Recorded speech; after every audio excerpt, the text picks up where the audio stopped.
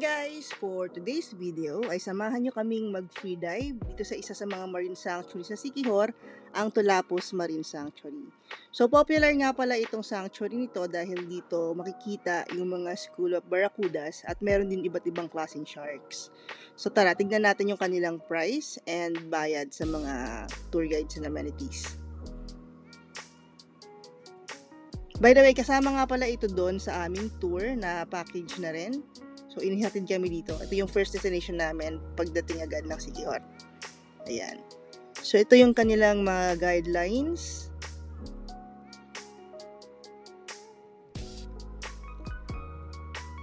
And yung fee nung kanilang mga services and rentals. Okay. So, kung siniswerte ka, makakakita ka ng barracuda today. And may mga turtles din and sharks. So hopefully maganda yung visibility. So tara, samahan nyo kaming i-explore ang dagat ng Marine Sanctuary na to.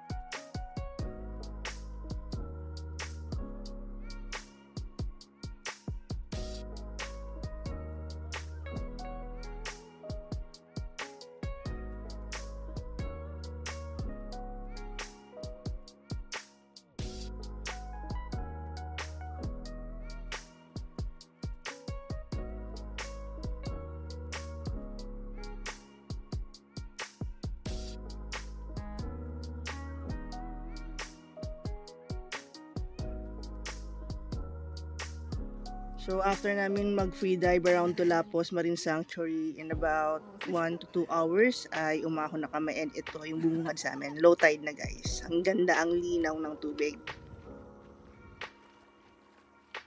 So yan, low tide po today. Unfortunately, walang barracuda, school of barracuda, but we're lucky to get black tip shark. Share ko sa inyo later yung video about that.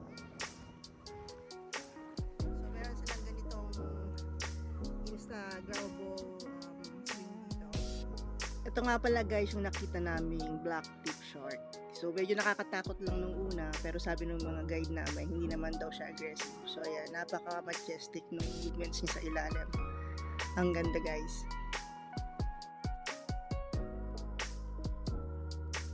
Siguradong pupuntahan namin ulit ito pagbalik namin sa Siquijor dahil maganda guys. And sulit yung dive and tour. Okay, that's our Tulapos Marine Sanctuary experience. Thank you for watching and see you on our next videos.